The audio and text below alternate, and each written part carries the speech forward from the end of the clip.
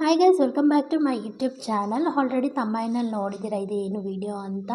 So ಇದು ಗುರು ಪೌರ್ಣಮಿ ಪೂಜಾದು part 2 ಆಗಿದೆ. So ನಾನು ನಿಮ್ಗೆ ಆಲ್ರೆಡಿ ಹೇಳಿದ್ದೆ, ನಾನೇನು ಅಂದರೆ ಏನು ಕುಕ್ಕಿಂಗ್ ಮಾಡ್ಕೊತೀನಿ, ಏನು ಪ್ರಸಾದ ಮಾಡ್ತೀನಿ ಅಂತ ವಿಡಿಯೋ ಹಾಕ್ತೀನಿ ಅಂತ. ಸೊ ಅದರದ್ದೇ ಇದು ವಿಡಿಯೋ ಆಗಿದೆ.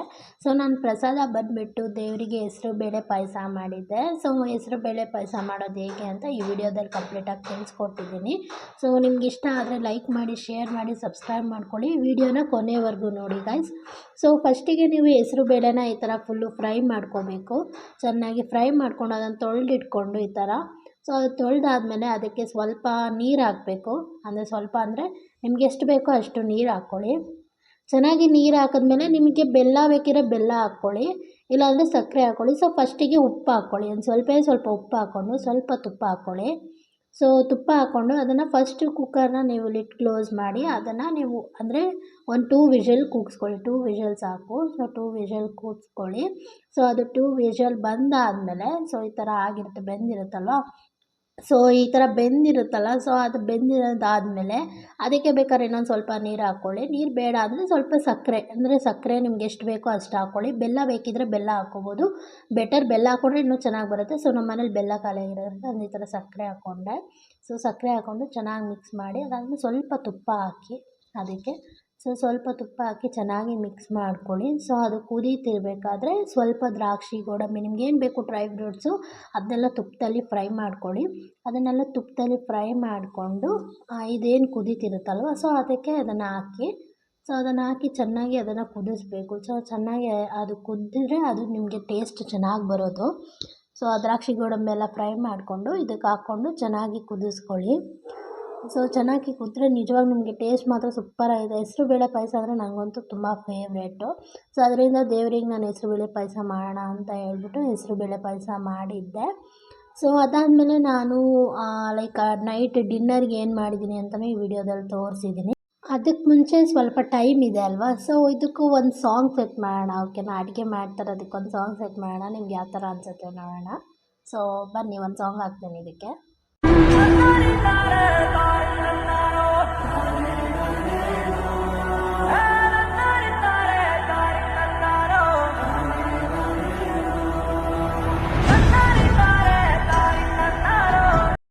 ಸೊ ಏನಕ್ಕೆ ಸಾಂಗ್ ಹಾಕ್ತೆ ಅಂತ ಎಲ್ಲರಿಗೂ ಡೌಟ್ ಬಂತಾ? ಸೊ ಈ ಸಾಂಗ್ ಬಂದುಬಿಟ್ಟು ಜಸ್ಟ್ ಅಂದರೆ ಲೈಕ್ ಕೆಲವರು ಫುಡ್ನ ವೇಸ್ಟ್ ಮಾಡ್ತಾರೆ.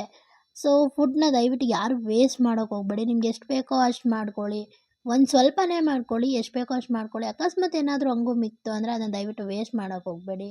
ನೀವು ತಿನ್ನಿ, ಅಥವಾ ಯಾವುದಾದ್ರೂ ನಿಮ್ಮ ಮನೆ ಹತ್ರ ಹಸುನೋ ಏನೋ ಒಂದು ಪ್ರಾಣಿ ಇದ್ದರೆ ಅದಕ್ಕೆ ಹಾಕಿ, ಇಲ್ಲಾಂದರೆ ನೀವೇ ಅದಕ್ಕೆ ಏನಾದರೂ ಆಲ್ಟ್ರೇಷನ್ ಮಾಡ್ಕೊಂಡು ತಿನ್ಕೊಳ್ಳಿ.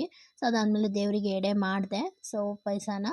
ಸೊ ಅದಾದಮೇಲೆ ನಾನು ನೈಟ್ ಡಿನ್ನರ್ಗೆ ಬಂದುಬಿಟ್ಟು ನಾನು ಇದು ಮಾಡಿಕೊಂಡೆ, ಬೆಂಡೆಕಾಯಿ ಪಲ್ಯ ಮಾಡಿಕೊಂಡೆ. ಸೊ ಬೆಂಡೆಕಾಯಿ ಪಲ್ಯ ಮಾಡೋಕ್ಕೆ ಫಸ್ಟು ಬೆಂಡೆಕಾಯಿನೆಲ್ಲ ನೀಟಾಗಿ ತೊಳ್ಕೊಂಡು ಬಟ್ಟೆಯಲ್ಲಿ ಒರೆಸಿಟ್ಕೊಳ್ಳಿ. ಅದಾದಮೇಲೆ ಈರುಳ್ಳಿನೆಲ್ಲ ಈ ಥರ ಉದ್ದುದ್ದಕ್ಕೆ ಕಟ್ ಮಾಡ್ಕೊಳ್ಳಿ. ಸೊ ಈರುಳ್ಳಿ ಎಲ್ಲ ಈ ಥರ ಉದ್ದುದ್ದಕ್ಕೆ ಕಟ್ ಮಾಡಿಕೊಂಡು ಅದಾದಮೇಲೆ ಮೆಣಸಿನ್ಕಾಯಿನೂ ಅಷ್ಟೇ ಈ ಥರ ಉದ್ದುದ್ದಕ್ಕೆ ಕಟ್ ಮಾಡ್ಕೊಂಡು ಇಟ್ಕೊಳ್ಳಿ. ಸೊ ಮೆಣಸಿನ್ಕಾಯಿ ಎಲ್ಲ ಕಟ್ ಮಾಡ್ಕೊಂಡು ಆದಮೇಲೆ ಸ್ವಲ್ಪ ಟೊಮೆಟೊನೂ ಕಟ್ ಮಾಡ್ಕೊಳ್ಳಿ. 1-2 ಸಾಕು, ಟೊಮೆಟೊ ಜಾಸ್ತಿ ಬೇಡ ಇದು ಬೆಂಡೆಕಾಯಿ ಪಲ್ಯಗೆ. ಸೊ ಒಂದು ಟೊಮೆಟೊ ಕಟ್ ಮಾಡ್ಕೊಳ್ಳಿ. ಅದಾದಮೇಲೆ ಬೆಂಡೆಕಾಯಿನೆಲ್ಲ ಈ ಥರ ಸಣ್ಣ ಸಣ್ಣ ಕಟ್ ಮಾಡ್ಕೊಳ್ಳಿ. ಸೊ ಅದನ್ನು ಸಣ್ಣ ಕಟ್ ಮಾಡ್ಕೊಂಡು ಇಟ್ಕೊಳ್ಳಿ. ಸೊ ಅದಾದಮೇಲೆ ಬೆಂಡೆಕಾಯಿನೇನು ಕಟ್ ಮಾಡ್ಕೊಂಡಿರ್ತೀರ ಅಲ್ವಾ, ಸೊ ಅದನ್ನು ನೀವು ಲೈಕ್ ಒಂದು ಬಾಣಲಿ ತೊಗೊಂಡು ಆ ಬಾಣಲಿಗೆ ಅದನ್ನೆಲ್ಲ ಅದರೊಳಗೆ ಹಾಕ್ಬಿಟ್ಟು ಸೊ ಚೆನ್ನಾಗಿ ಅದನ್ನು ಫ್ರೈ ಮಾಡ್ಕೊಳ್ಳಿ. ಅಂದರೆ ಒಂಥರ ಬ್ರೌನ್ ಕಲರ್ ಬರಬೇಕು. ಓಕೆನಾ, ಒಂದು ಸ್ವಲ್ಪ ಅರಿಶಿನ ಹಾಕ್ಕೊಳ್ಳಿ. ಅರಿಶಿನ ಹಾಕ್ಕೊಂಬಿಟ್ಟು ಚೆನ್ನಾಗಿ ಫ್ರೈ ಮಾಡ್ಕೊಳ್ಳಿ. ಸೊ ಆವಾಗ ಅದ್ರದ್ದು ಅಂಟೇನಿರುತ್ತೆ ಅಲ್ವಾ, ಬೆಂಡೆಕಾಯಿ ಅಂಟು, ಅದು ಅಂಟು ಬರೋದಿಲ್ಲ. ಸೊ ಆದರೆ ಅದಕ್ಕೋಸ್ಕರ ನೀವು ಫಸ್ಟ್ ಬೆಂಡೆಕಾಯಿನ ಈ ಥರ ಚೆನ್ನಾಗಿ ಫ್ರೈ ಮಾಡ್ಕೋಬೇಕು. ಸೊ ಚೆನ್ನಾಗಿ ಅದು ಬ್ರೌನ್ ಕಲರ್ ಬರೋವರೆಗೂ ಫ್ರೈ ಮಾಡಿಕೊಂಡು ಒಂದು ಪ್ಲೇಟಿಗೆ ತೆಗೆದಿಟ್ಕೊಳ್ಳಿ. ಅದಾದಮೇಲೆ ಒಗ್ಗರಣೆ ಮಾಡ್ಕೊಳ್ಳೋದು ಹೇಗೆ ಅಂತ ಹೇಳ್ಕೊಡ್ತೀನಿ ಬನ್ನಿ. ಸೊ ಫಸ್ಟಿಗೆ ಒಂದು ಬಾಣಲಿ ಇಟ್ಬಿಟ್ಟು ಸೊ ಒಂದು ಬಾಣಲಿಗೆ ಒಂದು ಸ್ವಲ್ಪ ಎಣ್ಣೆ ಹಾಕಿ, ಎಷ್ಟು ಬೇಕೋ ಅಷ್ಟು ಸ್ವಲ್ಪನೇ ಎಣ್ಣೆ ಹಾಕಿ. ಅದಾದಮೇಲೆ ಸ್ವಲ್ಪ ಕಡಲೆಬೇಳೆ, ಸೊ ಅದಾದಮೇಲೆ ಸ್ವಲ್ಪ ಉದ್ದಿನ ಬೇಳೆ, ಒಂದು ಸ್ವಲ್ಪ ಜೀರಿಗೆ, ಆಮೇಲೆ ಒಂದು ಸ್ವಲ್ಪ ಸಾಸಿವೆ ಹಾಕಿ ಚೆನ್ನಾಗಿ ಫ್ರೈ ಮಾಡ್ಕೊಳ್ಳಿ. ಸೊ ಅದಾದಮೇಲೆ ಈರುಳ್ಳಿ ಹಸಿಮೆಣ್ಸಿಕಾಯಿನ ಕಟ್ ಮಾಡ್ಕೊಂಡಿರ್ತೀನಲ್ಲ ಅದನ್ನು ಅದರೊಳಗೆ ಹಾಕ್ಕೊಂಡು ಚೆನ್ನಾಗಿ ಅದನ್ನು ಕೂಡ ಫ್ರೈ ಮಾಡ್ಕೊಳ್ಳಿ. ಸೊ ಅದು ಒಂದು ಸ್ವಲ್ಪ ಬ್ರೌನಿಷ್ ಬರೋವರೆಗೂ ಫ್ರೈ ಮಾಡ್ಕೊಳ್ಳಿ. ಈರುಳ್ಳಿ ಚೆನ್ನಾಗಿ ಬೆಂದ್ರೇ, ಅಂದರೆ ಯಾವುದೇ ಒಂದು ಐಟಮ್ ಆಗಲಿ ಚೆನ್ನಾಗಿ ಬೆಂದ್ರೇ ಅದರ ಟೇಸ್ಟ್ ಚೆನ್ನಾಗಿರೋದು. ಸೊ ಈರುಳ್ಳಿ ಚೆನ್ನಾಗಿ ಫ್ರೈ ಆಗಬೇಕು. ಸೊ ಅದು ಈರುಳ್ಳಿ ಚೆನ್ನಾಗಿ ಫ್ರೈ ಆದಮೇಲೆ ಸೊ ನೀವೇನು ಕಟ್ ಮಾಡ್ಕೊಂಡು ಇಟ್ಕೊಂಡಿರ್ತೀರ ಅಲ್ವಾ, ಸೊ ಬೆಂಡೆಕಾಯಿ ಅದನ್ನು ಚೆನ್ನಾಗಿ ಅದನ್ನು ಹಾಕ್ಕೊಂಡು ಚೆನ್ನಾಗಿ ಫ್ರೈ ಮಾಡ್ಕೊಳ್ಳಿ. ಸೊ ಅದು ಚೆನ್ನಾಗಿ ಫ್ರೈ ಆದಮೇಲೆ ಒಂದು ಸ್ವಲ್ಪ ಸಾಲ್ಟ್ ಹಾಕ್ಕೊಳ್ಳಿ, ಆವಾಗ ಬೇಗ ಬೇಯುತ್ತೆ. ಸೊ ಸ್ವಲ್ಪ ಸಾಲ್ಟ್ ಹಾಕ್ಕೊಂಡು ನಿಮ್ಗೆ ಎಷ್ಟು ಬೇಕೋ ಅಷ್ಟು ಸಾಲ್ಟ್ ಹಾಕ್ಕೊಂಡು ಚೆನ್ನಾಗಿ ಫ್ರೈ ಮಾಡ್ಕೊಳ್ಳಿ. ಸೊ ಅದು ಚೆನ್ನಾಗಿ ಫ್ರೈ ಆಗಬೇಕು. ಬೆಂಡೆಕಾಯಿ ಚೆನ್ನಾಗಿ ಬೆಂದಿದೆ ಅಂದಾಗ ಟೊಮೆಟೊ ಹಾಕ್ಕೋಬೇಕು, ಇಲ್ಲಾಂದರೆ ಹುಳಿ ಫಸ್ಟೇ ಬಿದ್ದರೆ ಅದು ಬೇಯೋದಿಲ್ಲ. ಸೊ ಅದಾದಮೇಲೆ ಟೊಮೆಟೊನೂ ಹಾಕ್ಕೊಳ್ಳಿ. ಸೊ ಟೊಮೆಟೊನೂ ಹಾಕ್ಕೊಂಡು ಸ್ವಲ್ಪ ಧನಿಯಾ ಪೌಡರು ಆ್ಯಂಡ್ ಅದಾದಮೇಲೆ ಸ್ವಲ್ಪ ಖಾರದ ಪೌಡರು. ಆಲ್ರೆಡಿ ಮೆಣಸಿನ್ಕಾಯಿ ಹಾಕ್ಕೊಂಡಿರೋದನ್ನು ಖಾರದ ಪೌಡರ್ ಸ್ವಲ್ಪ ಹಾಕ್ಕೊಳ್ಳಿ. ಸೊ ಸ್ವಲ್ಪ ಹಾಕ್ಕೊಳ್ಳಿ ಚಿಲ್ಲಿ ಪೌಡ್ರು. ಸೊ ಅದೊಂದು ಸ್ವಲ್ಪ ಚಿಲ್ಲಿ ಪೌಡ್ರ್ ಹಾಕಿ ಸ್ವಲ್ಪ ನೀರು ಹಾಕಿ ಚೆನ್ನಾಗಿ ಮಿಕ್ಸ್ ಮಾಡ್ಕೊಳ್ಳಿ. ಚೆನ್ನಾಗಿ ಮಿಕ್ಸ್ ಮಾಡಿಕೊಂಡು ಅದು ಕುದಿಯೋಕೆ ಬಿಡಿ. ಒಂದು ಸ್ವಲ್ಪ ಕುದಿಬೇಕು, ಚೆನ್ನಾಗಿ ಕುದ್ರೇ ಅದು ಚೆನ್ನಾಗಿರೋದು ಟೇಸ್ಟು. ಸೊ ಈ ಥರ ನಿಮ್ಮ ಬೆಂಡೆಕಾಯಿ ಪಲ್ಯ ರೆಡಿ ಆಗುತ್ತೆ. ಸೊ ಸೀರಿಯಸ್ಸಾಗಿ ಇದು ಚಪಾತಿ ಜೊತೆ ಮಾತ್ರ ತುಂಬ ಚೆನ್ನಾಗಿರುತ್ತೆ. ಚಪಾತಿ, ರೊಟ್ಟಿ ಯಾವುದಾದ್ರೂ ಮಾಡ್ಕೊಂಡು ತಿನ್ಬೋದು. ಸೊ ಇದು ಇವತ್ತಿನ ನಂದು ವ್ಲಾಗ್ ಆಗಿದೆ, ವ್ಲಾಗ್ ಆರ್ ವಿಡಿಯೋ ಆಗಿದೆ. ಸೊ ನಿಮ್ಗೆ ಇಷ್ಟ ಆಗಿದ್ರೆ ಲೈಕ್ ಮಾಡಿ, ಶೇರ್ ಮಾಡಿ, ಕಮೆಂಟ್ ಮಾಡಿ, ಸಬ್ಸ್ಕ್ರೈಬ್ ಮಾಡ್ಕೊಳ್ಳಿ. Thank you for watching. Love you so much guys. So ನನ್ನ ವೀಡಿಯೋಗೆ ಯಾವಾಗಲೂ ಸಪೋರ್ಟ್ ಮಾಡ್ತಾರೆ, ಓಕೆನಾ? Thank you.